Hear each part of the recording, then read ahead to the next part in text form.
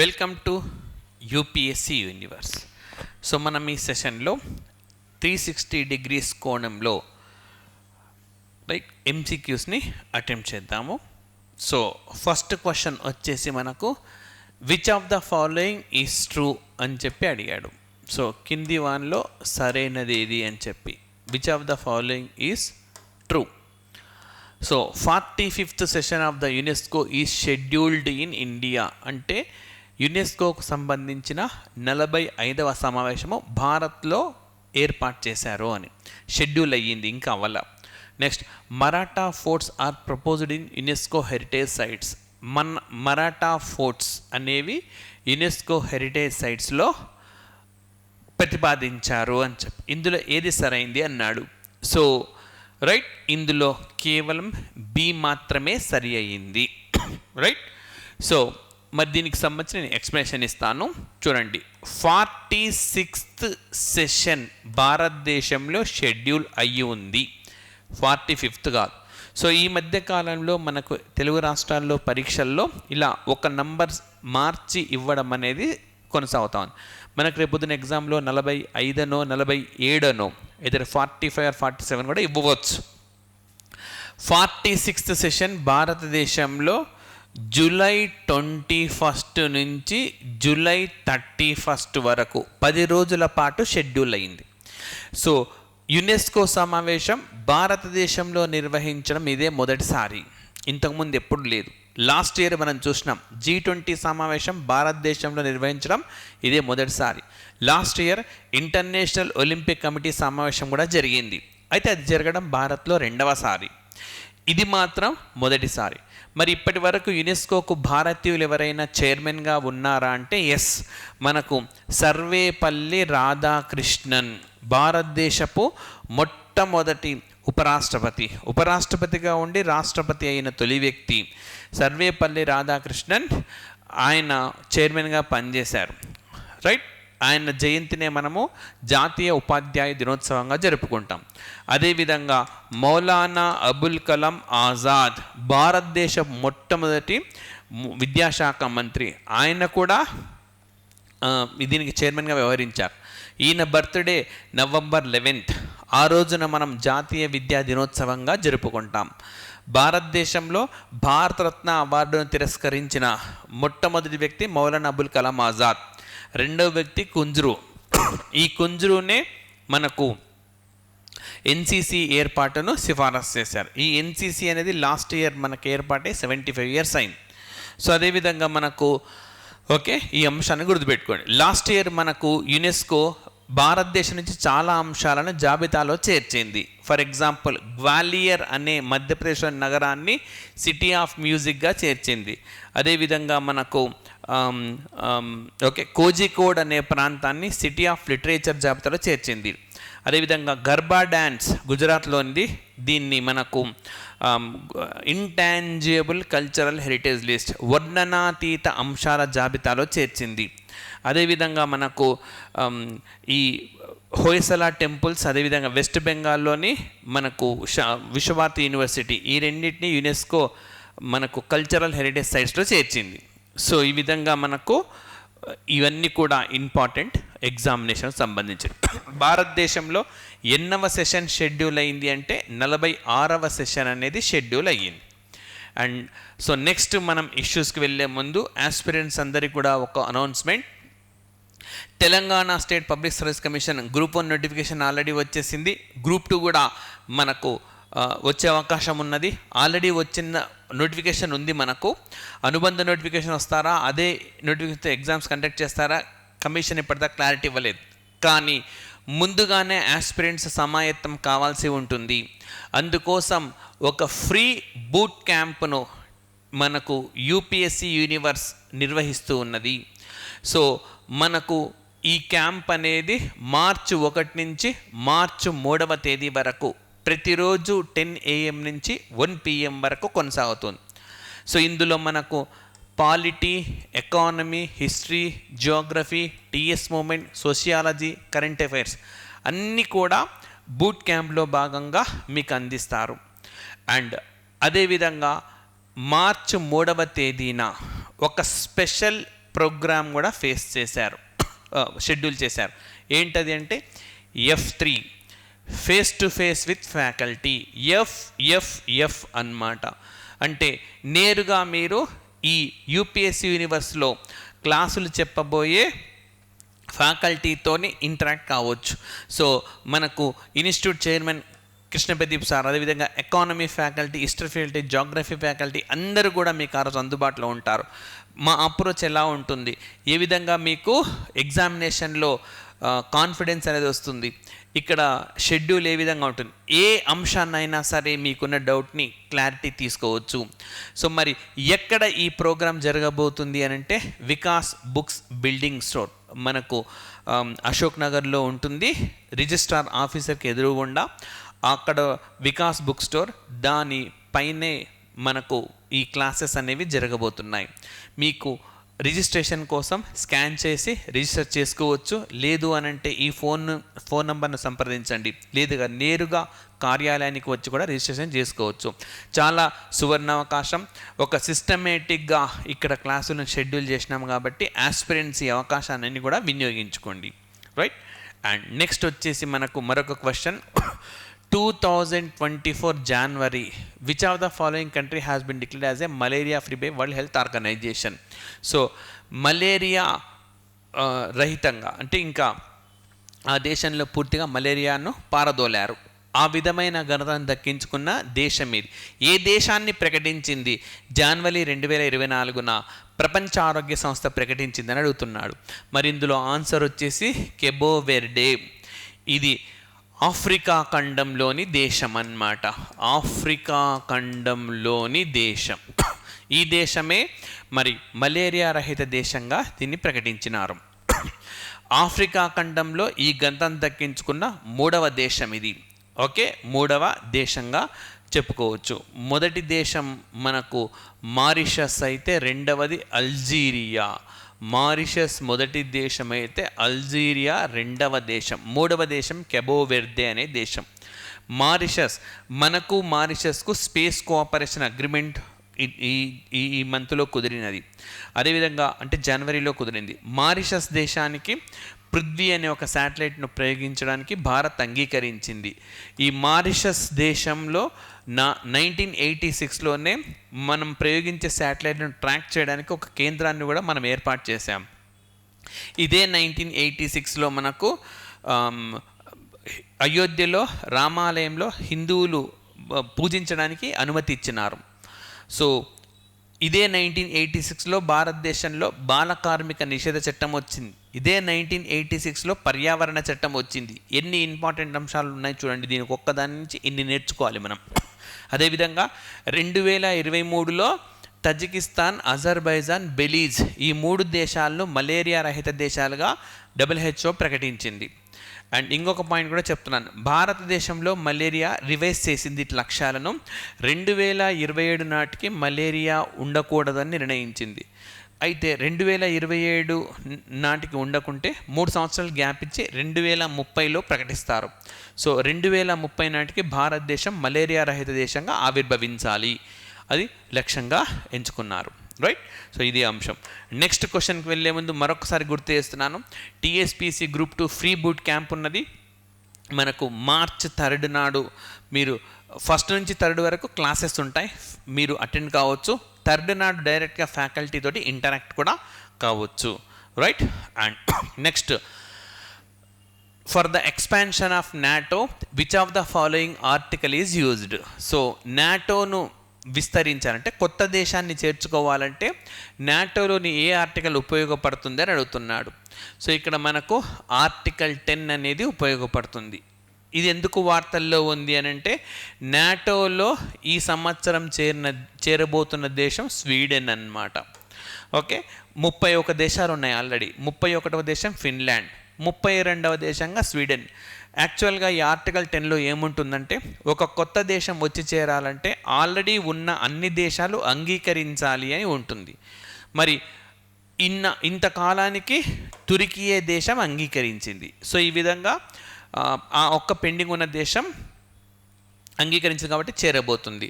So ఈ విషయం మనకు ఆర్టికల్ 10లో ప్రస్తావించినారు. మరి ఈ నాటోకు సంబంధించిన ఆర్టికల్ 5 ఏమని చెప్తుందంటే ఉమ్మడి భద్రత గురించి చెప్తుంది. కలెక్టివ్ సెక్యూరిటీ, ఒక దేశం పైన చేసే దాడి అన్ని దేశాలపై చేసే దాడిగా భావిస్తారు. ఇదే మనకు ఇలాంటి ఆర్గనైజేషన్ రష్యా నేతృత్వంలో ఒకటి ఉంది, CSTO అంటాం, collective security treaty organization. So అందులో ఆర్టికల్ 4 కూడా ఉమ్మడి భద్రత గురించే చెప్తుంది. అండ్ ఆర్టికల్ 99 ఇది మనకు UN చార్టర్లోని ఆర్టికల్. ఇది ఇటీవలి కాలంలో ఎందుకు వార్తల్లో ఉంది అని అంటే ఐక్యరాజ్య సమితి ఆర్టికల్ 99ను ప్రయోగించడం సెక్రటరీ జనరల్, ఐక్యరాజ్యసమితి సెక్రటరీ జనరల్ తన విచక్షణాధికారం మేరకు, డిస్క్రిమినేటరీ పవర్ అంటాం, ఆ మేరకు దాన్ని ఈయన వినియోగించుకోవచ్చు. అలా వినియోగించుకొని ఈయన శాంతిని ఏర్పాటు చేయవచ్చు. ఇప్పుడు ఇజ్రాయెల్ హమాస్ ఈ రెండింటి మధ్య యుద్ధం తీవ్రమైన నేపథ్యంలో ఆయన దీన్ని వినియోగించుకొని శాంతిని ఏర్పాటు చేయాలని లక్ష్యంగా పెట్టుకున్నారన్నమాట. సో ఈ విధంగా మనకి ఈ ఆర్టికల్స్ అన్ని వార్తల్లో ఉంటాయి. Next, అల్వారో is in news in January 2024. Reason is, ఇటీవలి కాలంలో అల్వారో వార్తల్లో ఉంది. ఎందుకు అన్నాడు. సో 2024లో మొట్టమొదటి తుఫాన్ ఏది అని అంటే అల్వారో సైక్లోన్ అన్నమాట. 2024లో తొలి తుఫాన్ ఇదే. ఓకే, అండ్ జనరల్నే సంభవించింది. ఏ దేశ తీరాన్ని తాకింది అంటే మడగాస్కర్ తీరాన్ని తాకింది. మరి దీనికి ఈ పేరు పెట్టింది ఎవరనంటే మొజాంబిక్. ఓకే, దీనికి ఈ పేరు పెట్టింది ఎవరు అనంటే మొజాంబిక్ దేశం పేరు పెట్టింది అల్వారో అని చెప్పి. సో ఇదే పేరు కాస్త స్పెల్లింగ్ మారిస్తే అలెవారో అని చెప్పి, అలెవారో అనే పేరు మీద ఈ జనవరి నెలలో గౌతమేలా అనే దేశంలో ఒక ప్రెసిడెంట్ ఎన్నికయ్యాడు కొత్తగా. అల్వారో అంటే ఇక్కడ. మరి ఇక్కడ మడగాస్కర్ అంటున్నాం కదా, ఈ Madagascar capital అనంతననారివో.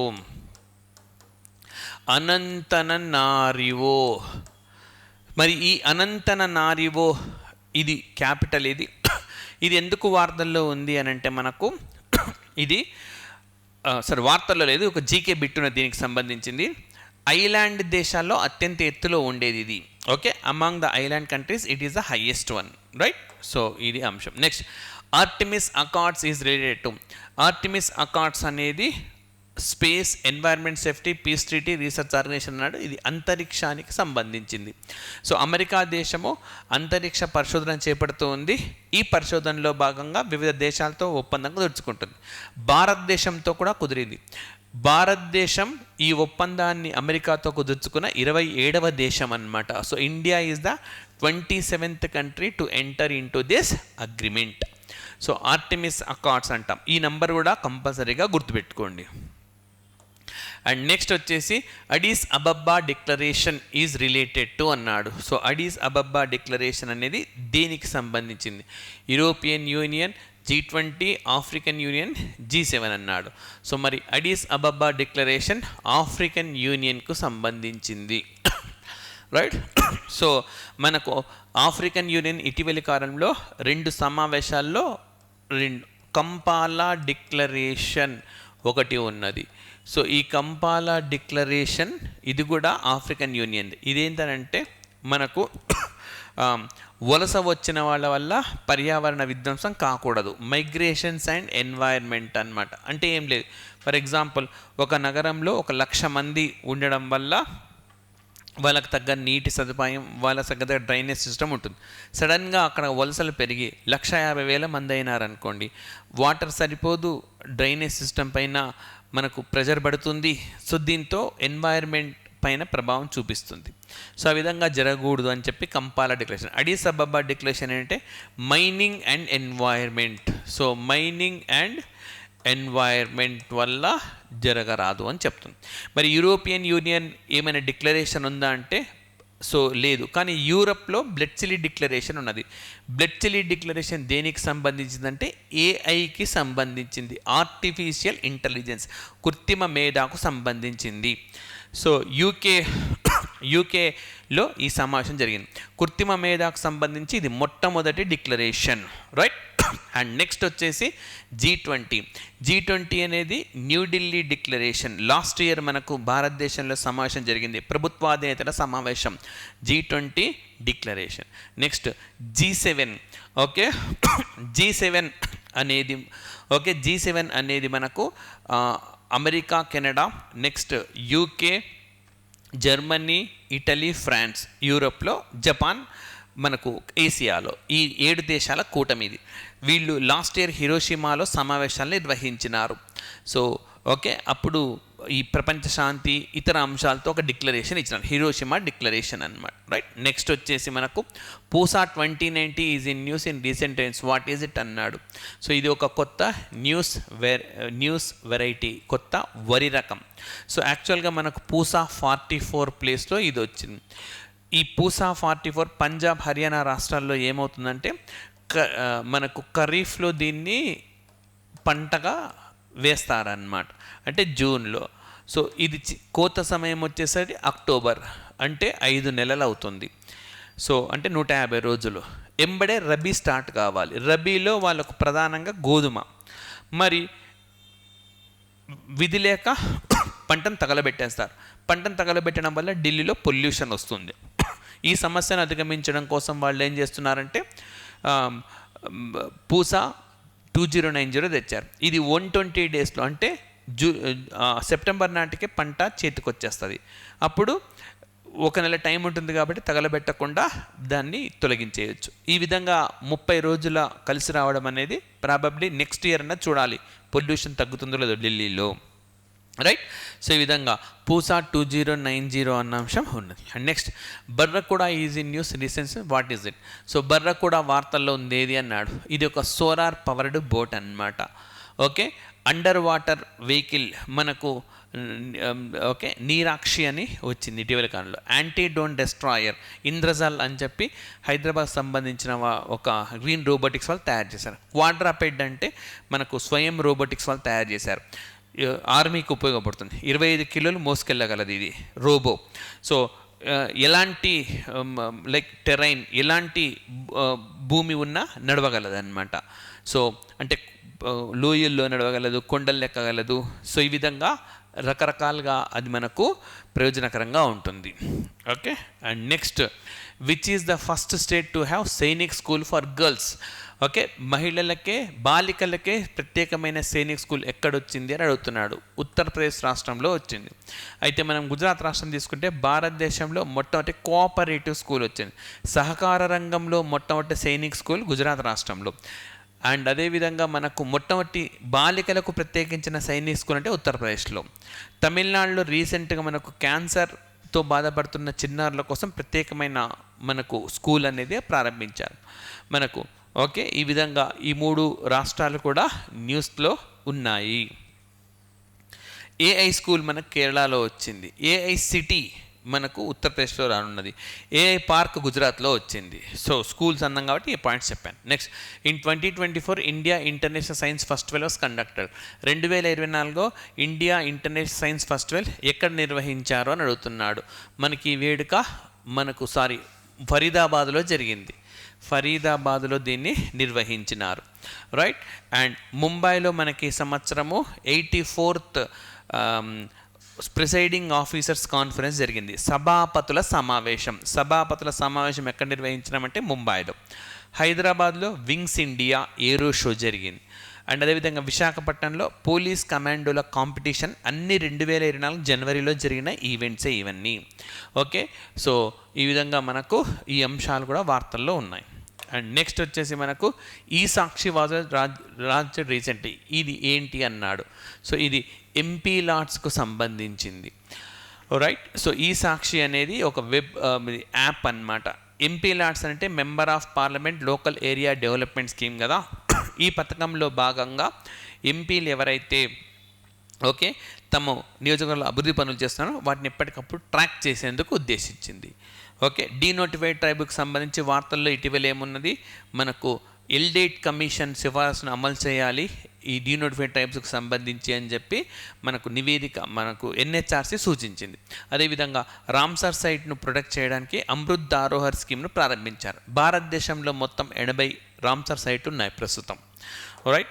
And next, in social media if any fake news in circulation which are the following informs to concern third party as per IT rules 2023. So IT నియమాలు 2023 ప్రకారము ఏదైనా అబద్ధపు వార్త సోషల్ మీడియాలో విపరీతంగా వైరల్ అవుతుంటే సో దాన్ని ఎవరు తొలగించమని చెప్తారు. థర్డ్ పార్టీ అంటే ఏం లేదు, యూట్యూబ్ కానీ వాట్సాప్ కానీ ట్విట్టర్ కానీ థర్డ్ పార్టీ అంటారు. సో ఈ అధికారం ఎవరికి ఉందన్నాడు, CBC, secretary broadcasting ministry, press information, CBI అన్నాడు. దీనికి సరైన సమాధానం ప్రెస్ ఇన్ఫర్మేషన్ బ్యూరో, పిఐబి అని అంటాం. వారికి అధికారం ఉన్నది. ఇది ఫేక్ న్యూస్, ఇప్పుడు వాట్సాప్లో ఫేక్ న్యూస్ సర్క్యులేట్ అవుతుంది అనుకోండి, ఎంబడే ప్రెస్ ఇన్ఫర్మేషన్ బ్యూరో వాట్సాప్కి మెసేజ్ చేస్తుంది, ఇది ఫేక్ న్యూస్ ఆపేయండి అని, ఆపేస్తారు. సో అదేవిధంగా మనకు ఏదైనా యూట్యూబ్లో సర్క్యులేట్ అవుతుంది, యూట్యూబ్ థర్డ్ పార్టీ అంటారు వాటిని. మరి సెంట్రల్ విజిలెన్స్ కమిషన్, సిబిఐ, ఈ రెండు కూడా మనకు సంతానం కమిటీ సూచన మేరకు ఏర్పడిన వ్యవస్థలు. రైట్. అండ్ నెక్స్ట్ వచ్చేసి Saketh Myneni is associated with which sport అన్నాడు. సాకేత్ మైనేని ఏ క్రీడతో ముడిపడి ఉన్నాడు? ఇతను ఆంధ్రప్రదేశ్లో విశాఖపట్నం చెందిన క్రీడాకారుడు, టెన్నిస్ క్రీడాకారుడు. ఇతనికి ఇటీవలి కాలంలో భూమి కేటాయింపుతో పాటు గ్రూప్ 1 ఆఫీసర్ స్థాయి ఉద్యోగాన్ని కూడా ఇస్తూ ఆంధ్రప్రదేశ్ ప్రభుత్వం నిర్ణయం తీసుకుంది. బ్యాడ్మింటన్ పివి సింధు ఉన్నారు. అదేవిధంగా మార్షల్ ఆర్ట్స్ సంబంధించి భూపతిరాజు అన్వేష్ వర్మ ఉన్నారు ఆంధ్రప్రదేశ్లో, ఆయన పర్వతారోహకుడుగా ఉన్నారు. ఓకే. అండ్ నెక్స్ట్ వచ్చేసి in which of the following district of Andhra Pradesh tribal universities coming up. So ఆంధ్రప్రదేశ్లో ఎక్కడ మనకు గిరిజన యూనివర్సిటీ, సో సుమారుగా 830 కోట్లకు పైగా పెట్టుబడితో కేంద్ర ప్రభుత్వం విభజన చట్టంలో హామీ ఇచ్చిన మేరకు ట్రైబల్ యూనివర్సిటీని మంజూరు చేసింది. తెలంగాణలో కూడా ములుగులో వస్తుంది. ఓకే. సో ఈ విధంగా మనకు శ్రీ సత్యసాయి జిల్లాలో ఇటీవల నసిన్ వచ్చింది. NACIN, so national academy of customs, indirect taxes and narcotics ఎక్కడొచ్చింది అంటే శ్రీ సత్యసాయి జిల్లా పాలసముద్రంలో వచ్చింది. And next, India's first 3D temple had come up. భారతదేశంలో మొదటి 3D దేవాలయం అని అంటే తెలంగాణ రాష్ట్రంలో వచ్చింది. సో 3D భవనం అమేజ్ 28 పేరుతో కేరళలో వచ్చింది. 3D మనకు పోస్ట్ ఆఫీస్ మొట్టమొదటిసారిగా బెంగళూరులో వచ్చింది. 3D టెంపుల్ సిద్దిపేటలో, తెలంగాణలో సిద్దిపేట జిల్లాలో వచ్చింది. రైట్. సో ఇది ఓకే మనకి ఈరోజు నాటి ఎంసీక్యూస్ ఇష్యూస్. దయచేసి వీడియోని లైక్ చేయండి, షేర్ చేయండి, సబ్స్క్రైబ్ చేసుకునే వాళ్ళు సబ్స్క్రైబ్ చేసుకోండి. బూట్ క్యాంపుకు కంపల్సరీగా హాజరగండి. ఫ్యాకల్టీ ఇంటరాక్షన్ సో చాలా ముఖ్యమైనవి. మీ డౌట్స్ అన్నీ కూడా డిస్ట్రాయ్ అయిపోతాయి. రైట్. సో ఇది ఈరోజు సెషన్. మళ్ళీ రేపటి సెషన్తో కలుద్దాం. Thank you very much.